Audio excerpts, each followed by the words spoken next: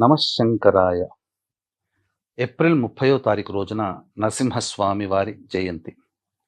ఈ రోజున ప్రధానంగా పూజా విధానం ఎలా జరుపుకోవాలి, ఎటువంటి దానాలు చేయాలి అనే విషయం గురించి క్లుప్తంగా తెలుసుకుందాం. ఈ రోజున లక్ష్మీ సమేతుడైనటువంటి నరసింహస్వామి వారి చిత్రపటానికి కానీ లేదా విగ్రహానికి కానీ తులసీమాల వేసి విష్ణు సహస్రనామ పారాయణం లేదా లక్ష్మీ నరసింహస్వామి వారి సహస్రనామ పారాయణము చేసిన తరువాత, అలాగే ఆ విగ్రహం గనక ఉన్నట్లయితే ఆ విగ్రహానికి లేదా విష్ణుమూర్తి విగ్రహానికి తేనెతో అభిషేకము జరిపించి వడపప్పు, పానకం, అలాగే ఈ సంబంధించినటువంటి చలివిడి నైవేద్యంగా పెట్టండి. తదనంతరం చేయవలసినటువంటిది దానాల గురించి తెలియచేసుకుందాం.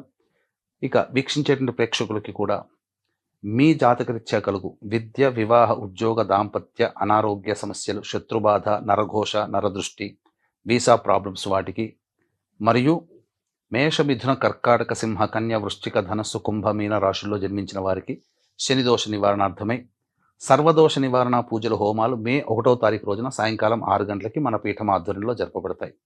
ఈ కార్యక్రమంలో నమోదు చేసుకున్నటువంటి వాళ్ళకి శక్తిపాతము చేసినటువంటి కరుంగలి మాల ఇవ్వడం జరుగుతుంది. అవకాశం ఉన్నటువంటి వాళ్ళు మే 1వ తారీఖు సాయంకాలం 5 గంటల లోపల ఈ కార్యక్రమంలో మీ గోత్రనామాదులు నమోదు చేసుకోవచ్చు.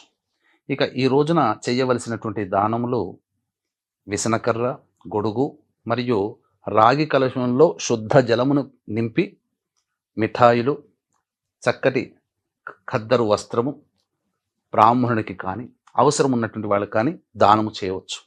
అలాగే ఈ రోజున ఇంటి ముందర నీటి దానం అనేటువంటిది కనుక చేసినా, ఎక్కడైనా కానీ జలదానము కానీ, మజ్జిగ నీరు కానీ దానము చేసినా ఎంతో పుణ్యం కలుగుతుందని మనకు పురాణాలు చెప్పబడి ఉన్నాయి. కాబట్టి అందరూ ఆచరించి ఆ నరసింహస్వామి వారి యొక్క అనుగ్రహాన్ని చక్కగా పొందుదాం.